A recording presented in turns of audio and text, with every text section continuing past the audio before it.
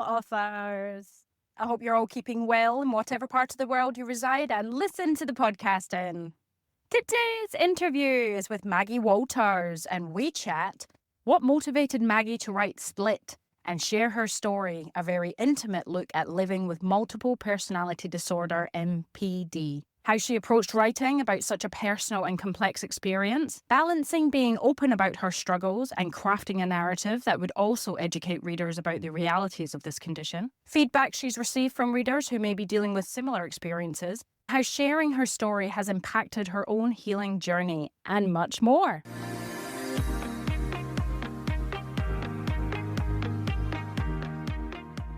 So on my author adventure, for the second time this week, it just means that the personal author adventure segment that I usually share is going to require a little more structuring. I don't update all in one episode like I have done for almost the past 4 years. It's 4 years anniversary of the podcast in May. You know, I've got nothing left to report in the second if I tell in the first. So I have been running a to-do list for what feels like well over a few weeks now. Items are slowly getting ticked off, but I have felt like I've been doing this very slowly. I don't know if anybody else feels this way, that everything is moving fast around them, but they're traveling so slow some days. I felt like on more than one occasion recently being asked a time frame of question, or, you know, I was recently at a dentist visit. When are you last at the dentist? And I've said, 1 to 2 years. And when in fact it's been more like 4 to 5. It's just madness. And a little scary that, like the motto of the show, life is truly too short to wait. So consider this in your writing career. Is there something you've been holding off, and why? Do it, my friend. Get it done, because you might spin around one day and be like me, thinking, where the bloody hell has the time gone? It's just crazy. I also just wanted to touch upon rejection based around the traditional publishing side, and mainly about a conversation that I had with a dear friend recently. So if you've received one or some recently, a rejection that is, from a traditional publisher, I feel your pain. The rejection in the industry can be brutal and really suck you dry, hence why I've stepped away from the traditional side for a while. And perhaps you need to do the same. All is never lost. Reuse, repurpose. This has been something I've been thinking on this week. Adaptation, book to film, book to play, review your work and submit elsewhere. Or reconsider if you can adapt it to fit another format. I'd love to know who has had any success repurposing their work. Please reach out to me, Joanne at hybridauthorpodcast.com.au, or leave a comment on the podcast, on this podcast post over at hybridauthor.com.au/podcast. Find this concept really, really interesting. Nothing is ever lost, especially I was looking through some files on my computer lately and I found old YA fiction books that I had started and stopped. It's worth reviewing old works and repurposing. Coming up on my to-do list is making a plan to start selling my first in women's fiction series, The Writer, the Hairdresser and the Nurse. Yes, that was last year. Although I have done various market events, I haven't been actively getting the word out there about this book. It's written under pseudonym Zara Ellen. I'm starting with building some reviews, so if you have read my book and would like to leave me a review, please do so over at my website, hybridauthor.com.au/books or amazon.com.au. Exciting news! The Hybrid Author podcast is currently open for guests, so if you're an author or industry professional in the publishing writing world, reach out and pitch me, Joanne, at hybridauthor.com.au, and make sure you're familiar with the podcast content. Episodes are topic-based and proactive in encouraging writers to have a hybrid author career, which is all-inclusive. I look forward to hearing from you soon and sharing how the podcast works if you are successful.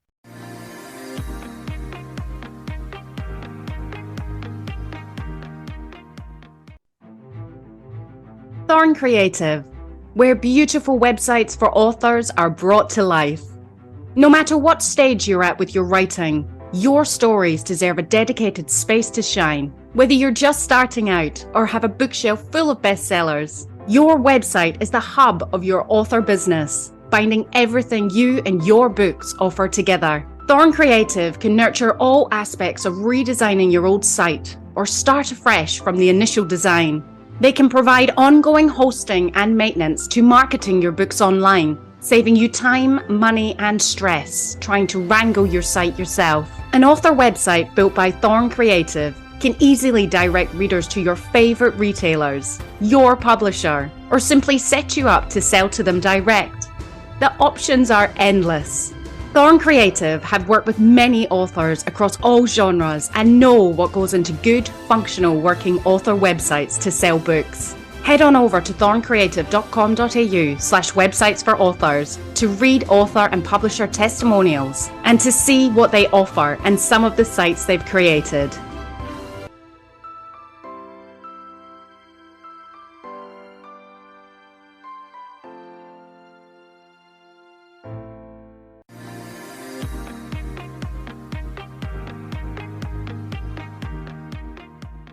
Maggie Walters lives in the Northern Rivers of New South Wales, where she spends her days developing her writing skills and raising 3 teenagers. After meeting her husband, she immigrated to Australia from the US and spent the bulk of her career in various marketing roles before returning to her long held love of the written word. Expression through words has become a driving passion in her life, a tool for healing her own abusive past.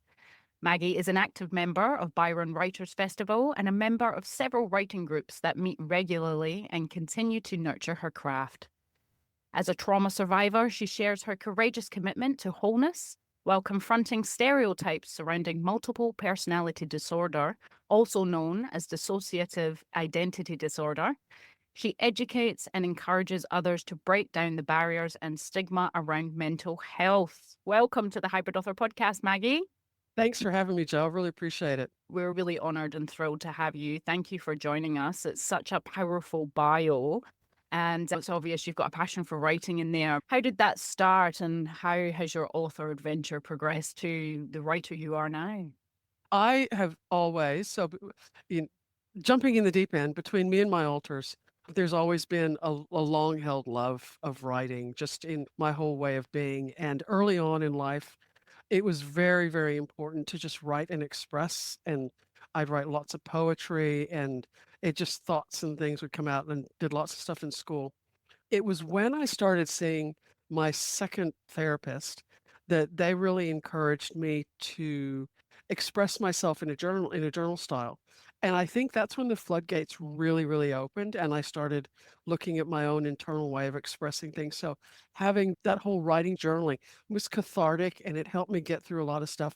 But you know what else it did? It also created lots of notes that I could go back to when I started putting Split together. So yeah, it's been really important to me. Yeah, that's amazing that journaling's helped you so much, and you've been able to repurpose that format. It helps a lot of authors. It's just a way, some people use it professionally, but just to express and work through the ideas and issues that they're trying to resolve. It's just great. It's absolutely how I use writing. I find it really cathartic. But I need to be a bit better with my tend to write down stupid notes on different bits of paper, and then it doesn't make sense. I need to be a bit more organized with that. Yeah. So Split is, are you calling it a memoir? Yeah, it is. It's a memoir. Memoir. A lot of times people see it as a trauma memoir, and there is that element to it because being MPD develops through trauma. There's lots of little things that cause it.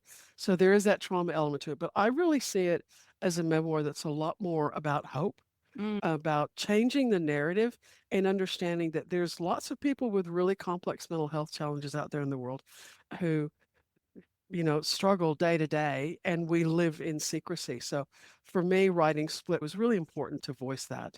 So I guess if you can share, how did you become aware that you had MPD initially? Yeah. Okay. So what I have to do is I have to give you just a little bit of a 30-second storyline because listeners won't get it otherwise.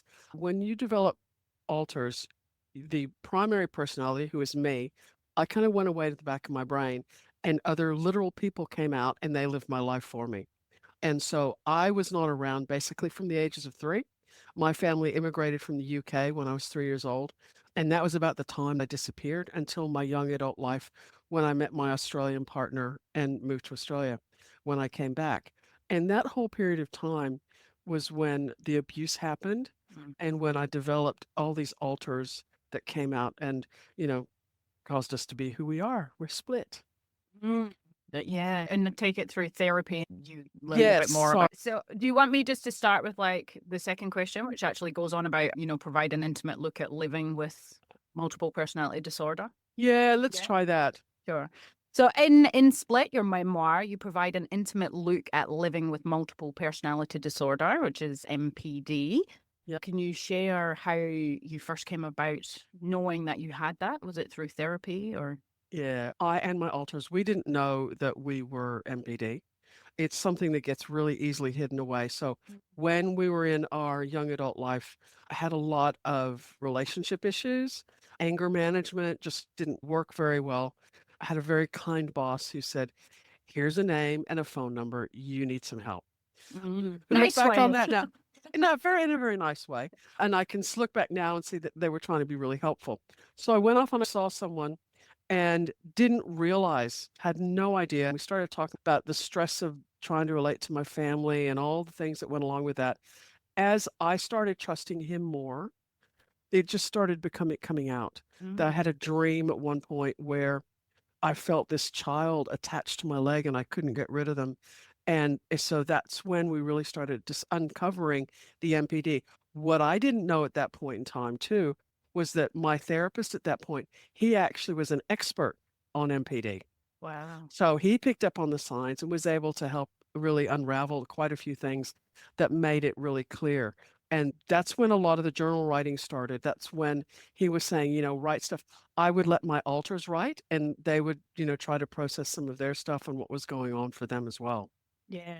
Wow. Amazing. And then, so what do you want to share your story outside of the journaling, with Yeah, others? And I think there came a point when I had to believe that my story was more than just a story of survival, that me getting through, getting the help that I did, having some relationships that I had could be an example to other people on how they could survive, and that I wanted my story to actually bring hope to other people. I set that story aside for decades and didn't come back to it. It wasn't until I'd moved to Australia and I started discovering my love of writing again and got involved with Byron Writers Festival. And I started writing this novel, and I didn't like my main character. I was trying to model it, as a lot of authors do, on some elements of a traumatized childhood, but I wasn't bonding with my main character. And so I went, just as an academic exercise, I'm going to go away and I'm going to write my memoir. Yeah, well, it took on a life of its own.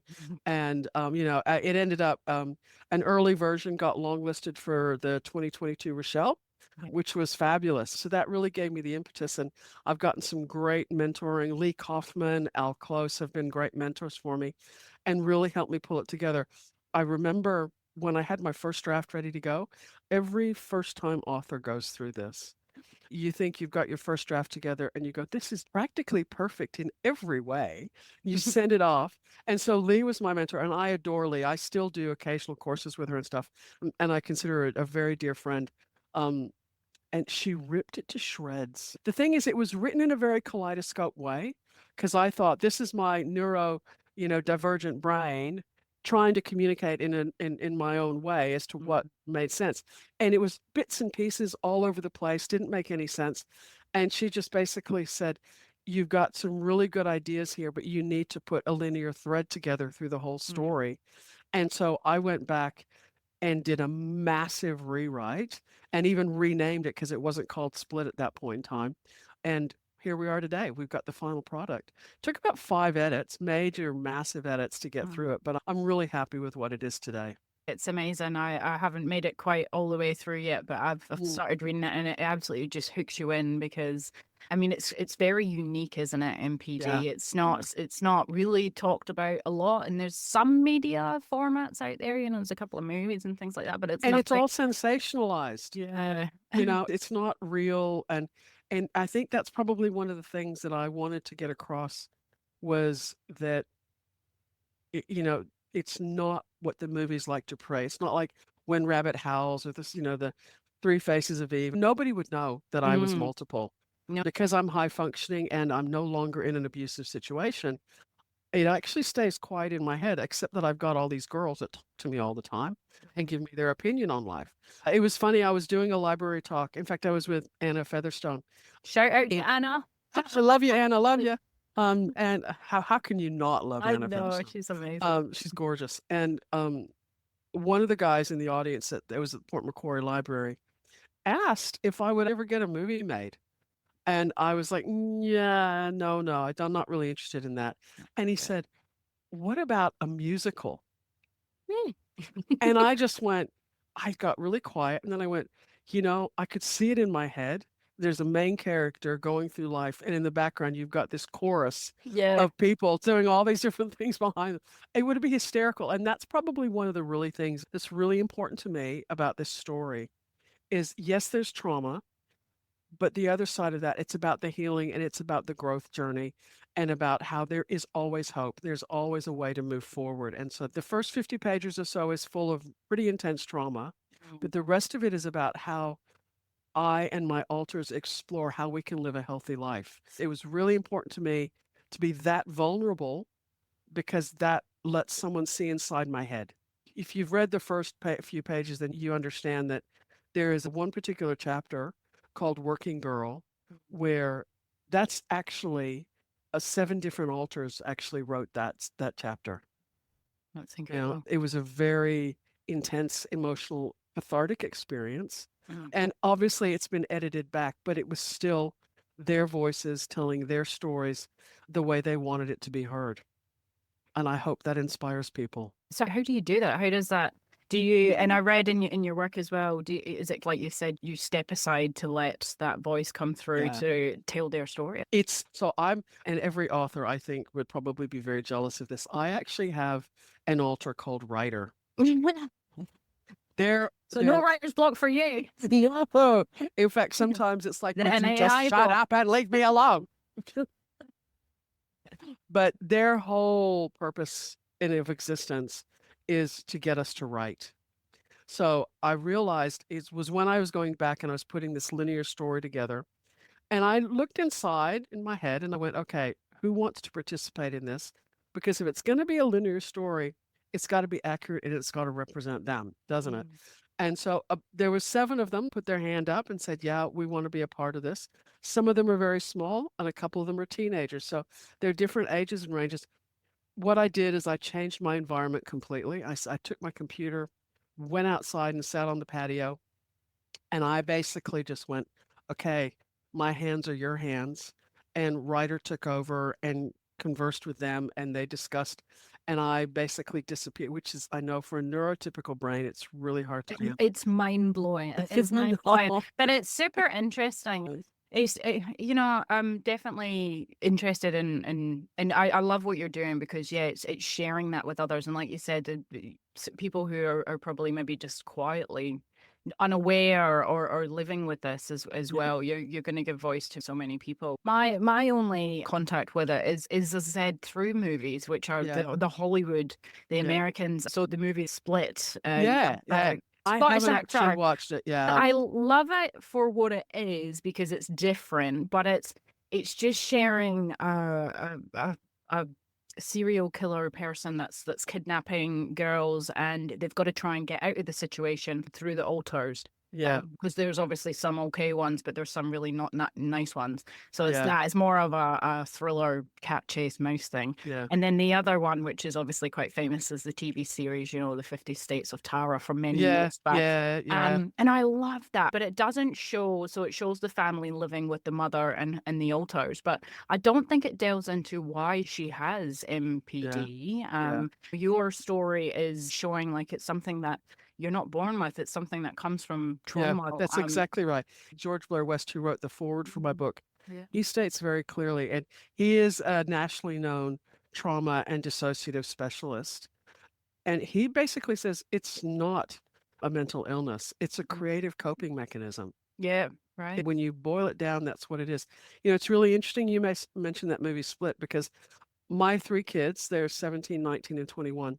My daughter's 21, and they know now, as they've gotten older, I've told them more about my life and my story, age appropriate stuff. And she said, Mom, I went and watched that movie Split. And I said, yeah. She said, that's not you at all. I had someone here who is a writing coach, and I was doing a day-long course with them. They had been working with some people across the border in Queensland. And she said, I've got one student who is writing a fiction story about someone who's multiple and kills people all the time. Yeah. And it's like, it's that whole thing where they assume that, anybody who's multiple, it's all about evilness and, it's a dark getting monster. even, and, where it's actually the people who are the perpetrators that cause the trauma that are the evil people. My alters, I've got some that are they're assertive. I've got one that I call Angry Woman, and she gets really ticked off at social injustice. But shouldn't we all get really ticked off at social injustice? And So it's one of those stigmas that you really have to work with. I've been called psychotic on a number of occasions. I mean, even recently I was speaking in the Blue Mountains and I had a guy, he didn't say the word psychotic, but he really challenged the notion that it was a creative coping mechanism that I was mentally ill Mm. in front of a group of 50 people. Oh my gosh. And I was Yeah. like, Uh-huh. go away. Just go away. Angry women. Pretty much. Pretty much. I don't know how you function or can cope with that noise going on in your head. I jump from thing to thing to thing sometimes, and it can get so much that I just sit down and be like, oh. But to switch off, I don't know. Yeah, I'll turn the tables on you and I will say, because I've had people go, what's your goal? Do you want to integrate or anything like that? Because the integration is an old-fashioned concept where all the alters would combine into one and you'd be just one person again. And I'm sitting here going, at the ripe old age of 63, Wow. I don't know anything else. Yeah. And I'm going, I cannot imagine how silent it would be in my head. And I think that would be really boring. Yeah. Well, like you said, you've known no different. How do you integrate then? Do you sort of I don't know. give therapy off to each one? So they're Oh, look, it's not done anymore. That was something that was done back in like the 80s and 90s in the early days when MPD was just becoming really known and started being accepted. People don't integrate anymore. My current therapist, I have a dysfunctional family living in my head. That's really the easiest way to put it. So basically, we do family therapy. It's really that simple. Oh my gosh. Well, back to the book. Yes, sorry. This is all context towards it and Yeah. things like that. Why, you've written it and how you have. Obviously, like you said, you've journaled, you've got your personal thing down, you've had outside help to help you add it into a cohesive narrative. Yeah. And now it's a finished product and kind of out Yeah. there. How have you found like publishing and stuff?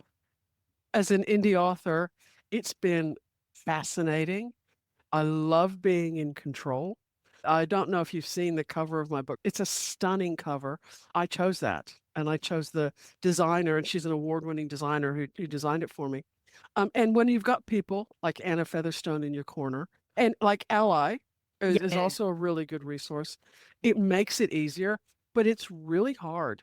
It's not an easy process. You go through these ups and downs of selling and not selling and promoting. I'm working on my second book now, but I'm trying to take a bigger picture perspective. If I wrote this book in order to change minds, to change the narrative around what mental health is and how we need to be with each other, I have a philosophy that says we just need to be kind to each other. If we were kinder to each other, how much better would the world be? If I can reduce stigmas and use Split as a tool, because this is Mental Health Awareness Month.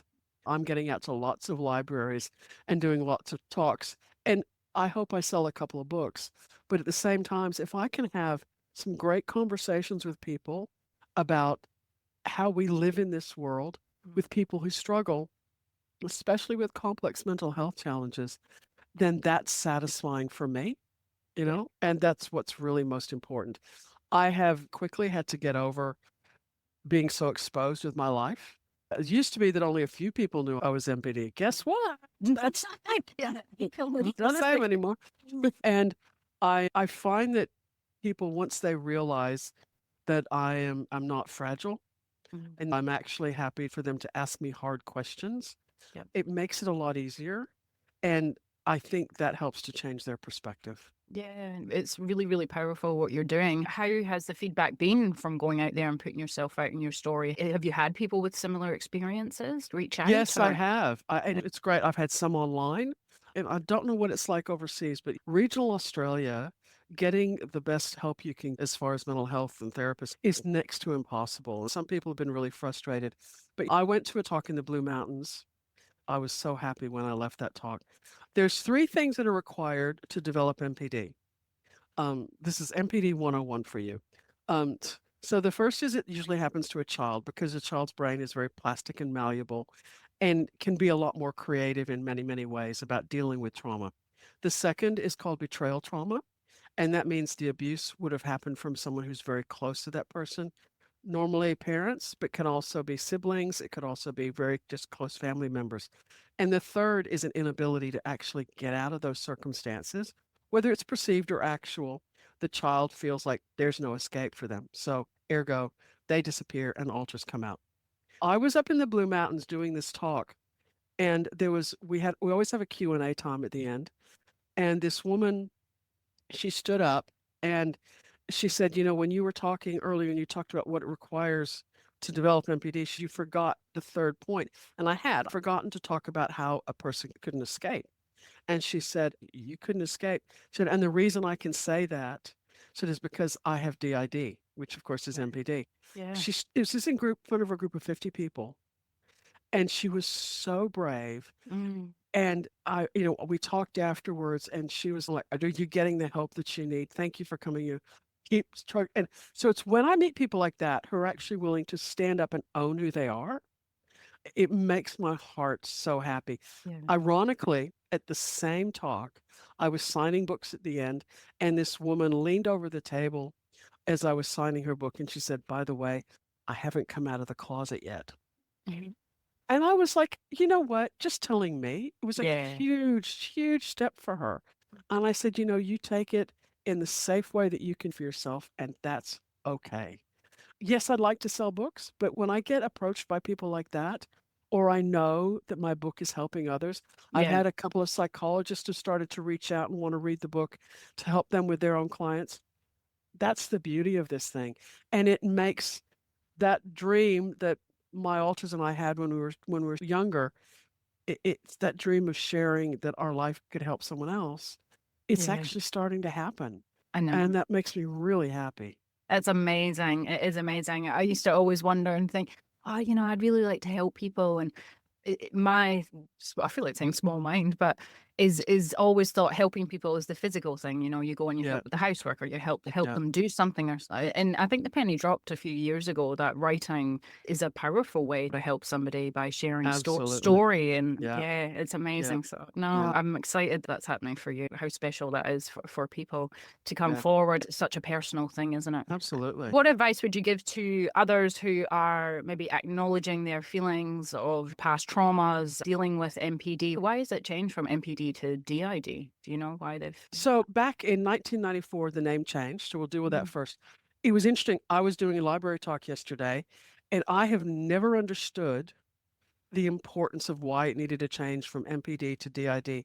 And a nurse was there, and she actually explained how so DID is dissociative identity disorder.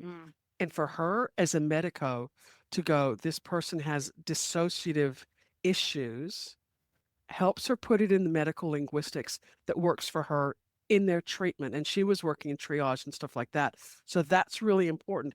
Rather than MPD, multiple personality disorder, doesn't have the medical lingo around it. And I went, that was the first time that actually ever made sense to me. I still say MPD just because that's what I was diagnosed with, and it rolls off the tongue for me a lot easier, but it is what it is. As far as people who are struggling with complex mental health issues, having a therapist who gets you is really important, but I also know that's out of reach for a lot of people these days, whether it's financially or regionally based. Having a support network is so important. I've got, a lot of people obviously know that I'm MPD, but I've got a small group of probably a dozen people who I could call at any moment of any day and say, I am falling apart and I just need you to sit with me. And they'd be there in a heartbeat. Yep. I went through periods when I didn't have that. And I know how alone and devastating that can feel, to actually trust that you're valuable enough to warrant having friends who would care for you. That's a whole nother psychological layer that people have to get through.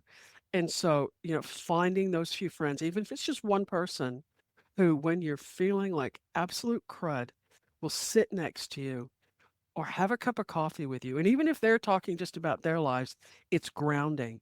That would be my big advice. And to write and keep a journal. But, to be able to have that person who can really support them is really important. Yeah, I'd say that's true of anybody struggling with internal stuff, isn't it? And, Absolutely. they come around.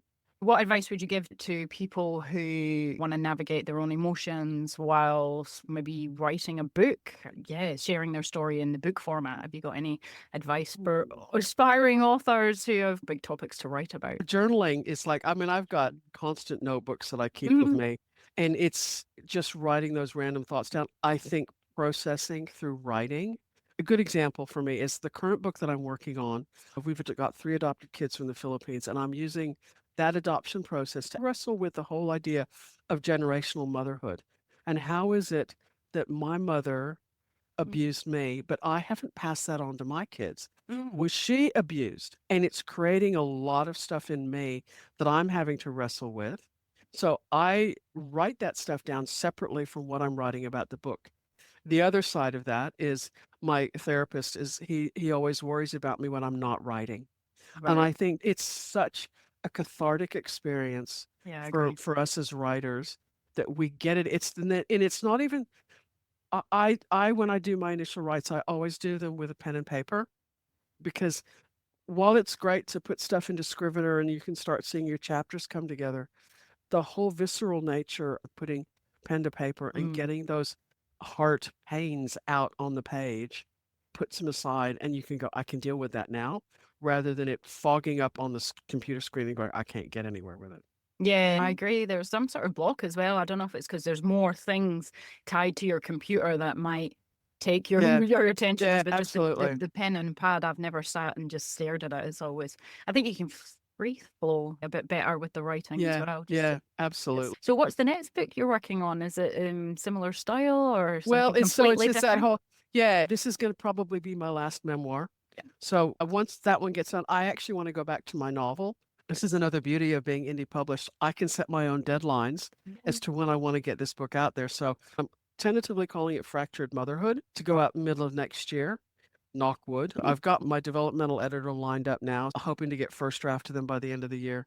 And then once that's done, I love poetry, and I will probably really dive back into doing poetry again. But this novel that I started to write, I really want to go back to it. First of all, it's set in the Philippines, which is where my kids are from, and it deals with a lot of social justice issues. I want to do a novel. I actually think being a fiction writer is a lot harder than being a memoir writer, because I've got a story that I'm trying to build around actual facts, Yeah. whereas the creativity required to actually do a fiction story. Yeah. And think about some of the sci-fi that's out there. It's like, oh my goodness, how did they write all that stuff? You It's know, sort they've of got like spinning from thin air, isn't it? Spinning absolutely. gold from thin air. Yeah, yeah. So those are my next 2 books. There is another 1 or 2 that they're kind of sitting on the edges of my reality right now. I don't know if they'll ever happen. Amazing. Well, honestly, you're very inspiring, Maggie, and Oh, I'm thank you. sure all our listeners want to find out where they can buy Split and follow you online. So, can you please share where they can do that? Absolutely. You can follow me on maggie-walters.com. You can also buy my book there if you're in Australia. Otherwise, internationally, you can get me at all the major online retailers. Thank you so much, Maggie. That was amazing. Thank you.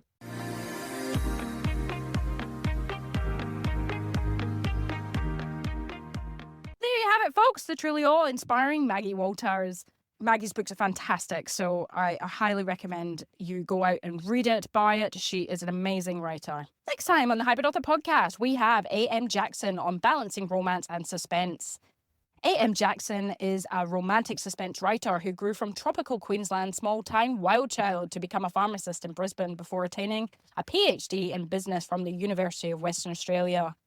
Her passion for women's hockey led her to coaching internationally in Barcelona, Rotterdam, and the UK, and also on Australia's Gold Coast and Perth. In 2014, Alison, which is A.M. Jackson, decided to leave her pharmacy career and has written 6 novels since. She lives with her husband and wily Westie Terrier in Perth, Western Australia. So that's what you've got to look forward to on Tuesday for the new timetable of Tuesday and Thursday episode drops. I wish you well on your author adventure this next week. That's it from me. Bye for now. That's the end for now, authors. I hope you are further forward in your author adventure after listening, and I hope you'll listen next time. Remember to head on over to the Hybrid Author website at www.hybridauthor.com.au to get your free author pass. It's bye for now.